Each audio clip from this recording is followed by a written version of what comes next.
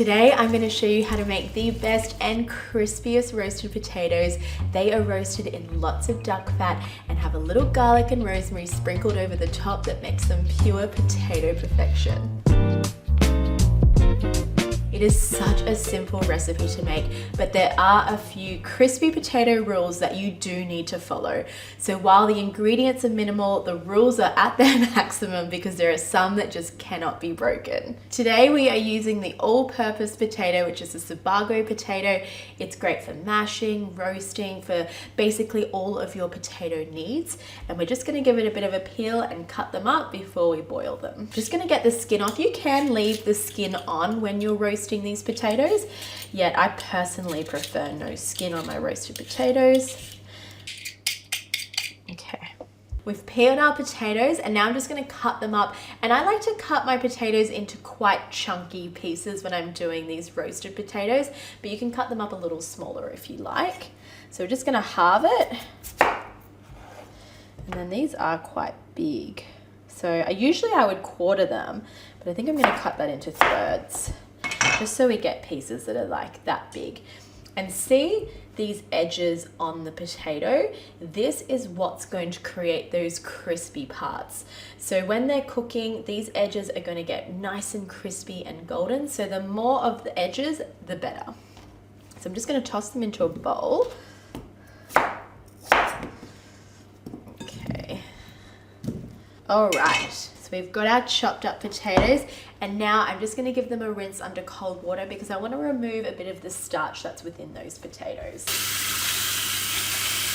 So get them fully submerged in water and then just run your hand around, and you'll see that the water's turning quite cloudy, and that's that starch removing. You could also leave these sitting in here for about 30 minutes if you wanted, and that would just allow that starch to naturally release. But I'm going to give it a bit of a head start, just give them a little bit of a swirl around, and then I'm just going to do that one more time. And you'll notice that the second time we do it, the water's going to run pretty clear. And look at that.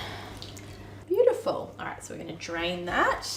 And now I'm just going to get a big pot to put those potatoes in. So I am using a big Dutch oven today, but you can just use any pot that you like for this.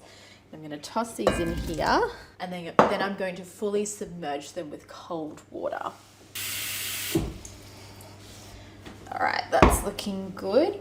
And I'm just going to put a lot of salt in there because that's going to penetrate within the potato and flavor it beautifully. And you want a fair whack of salt. I'd say about, for this amount of water, let's go about 2 to 3 tablespoons of salt.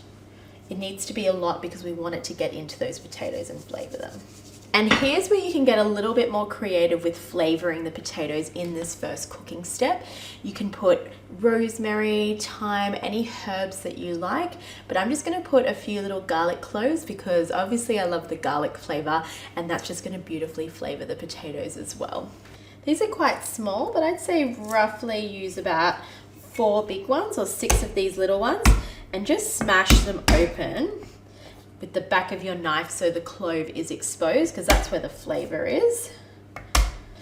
Pop them in there, and then we're going to pop this on the stove, and they need about 20 to 25 minutes of boiling, and that timer is started when we pop it on the stove and turn the heat on. It's not when the water's boiling. And this is the first step to our crispy roasted potatoes.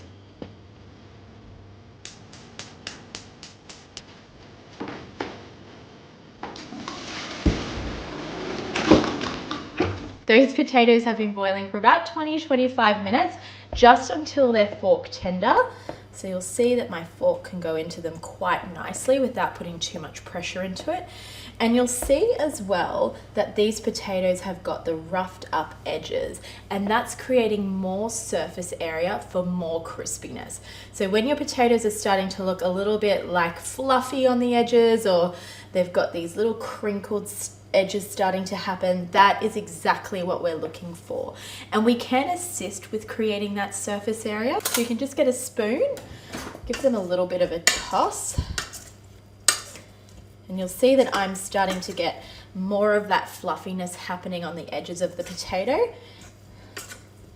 And that's going to really, really help with that crispiness. And while we've got this beautiful steam happening, I'm gonna grab a tea towel and I'm just gonna lay it over, and we're gonna steam those potatoes because that's gonna help get all of that moisture out of them, because moisture is not our friend when we're trying to create something crispy. And you can just leave that sit for about 5 minutes or anywhere up to an hour.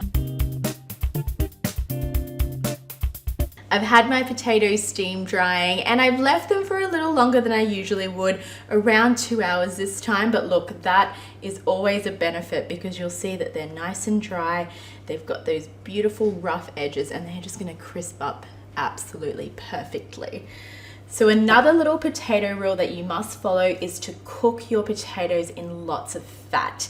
And you can do any fat that you like, from a neutral oil such as vegetable oil that has a high smoke point, to an animal fat that I'm using like duck fat. You could also use lard because duck fat is a little bit more on the expensive side. And I think if you're based in the US, goose fat is actually really accessible there as well. So that would work perfectly.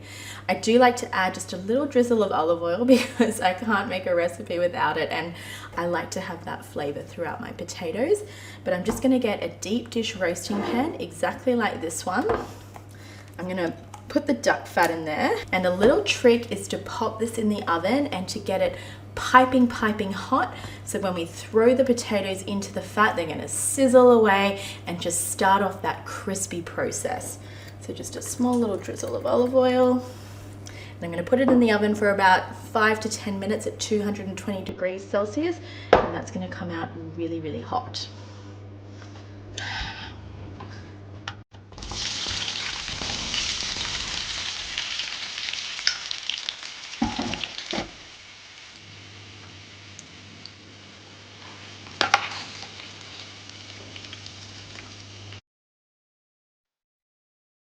I very carefully poured those potatoes into that hot oil, and you can hear that sizzle sound, and that's just going to really assist with that crispiness. And be careful when you're doing it. When I was filming this for my short form content yesterday, the oil went everywhere and it ruined my microphone, so it can be a bit of a messy process if not done carefully.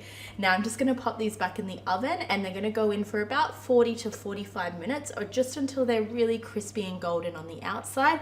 And I'm going to baste them every 10 to 15 minutes with the hot oil, turn them over a little just to make sure all sides are getting really nice and crispy.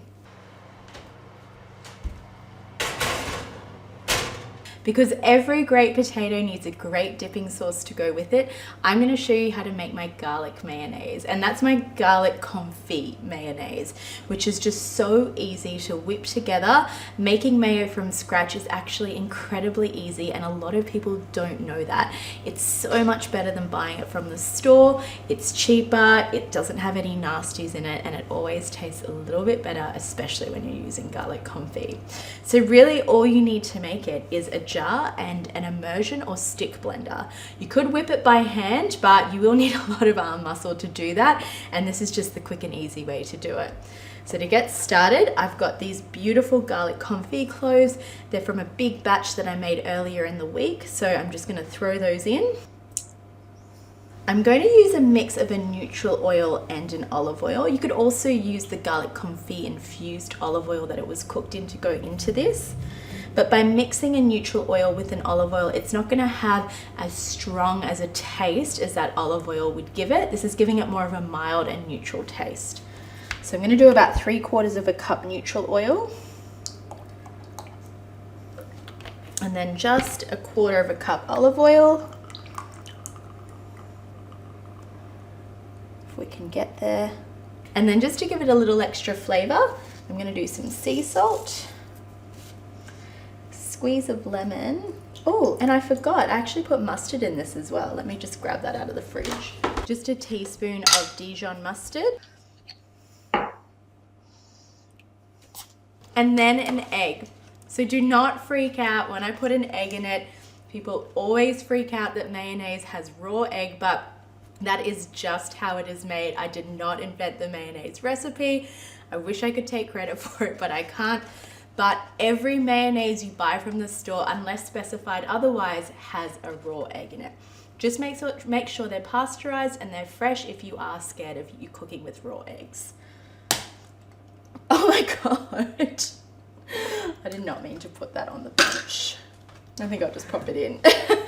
I did not mean to crack the egg on my chopping board, but you'll see it's still intact. Like, I always say to crack an egg on a flat surface because it won't break the yolk, and that's the perfect example. So pop the egg in there.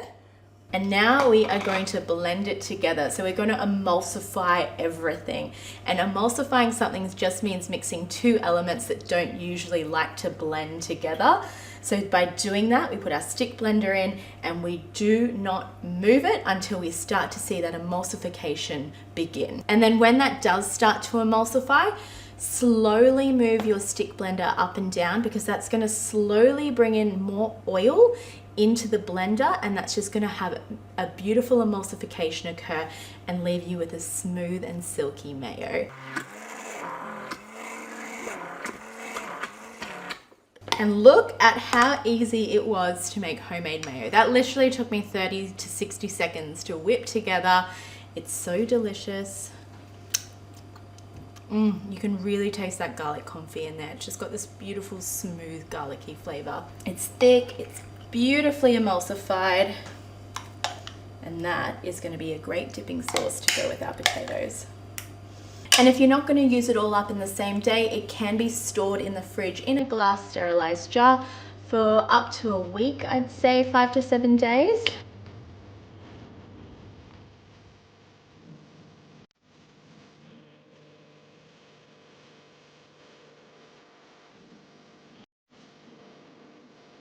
To go with the potatoes, I'm just going to finely dice some fresh rosemary and some garlic that I'm going to toss through at the very end into that hot oil. So get about 4 cloves of garlic, and I'm using this beautiful Australian garlic again, which I've been using it in my last few videos, and I know I keep going on about it, but it's so nice.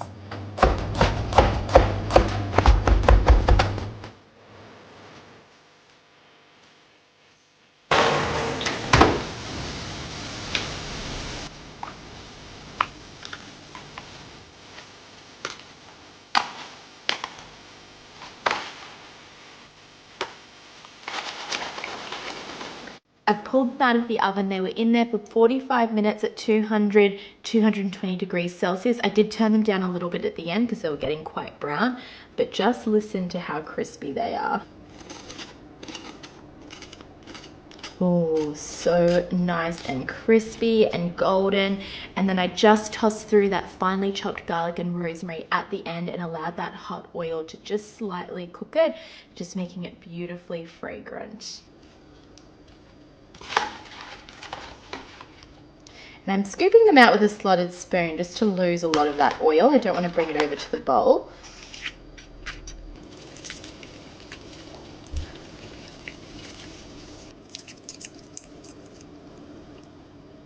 There you have it, my beautiful crispy roasted duck fat potatoes with some garlic and rosemary tossed through at the end.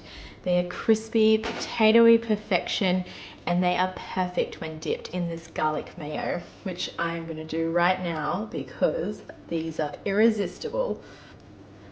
Oh, yum. And look at that beautiful fluffy interior.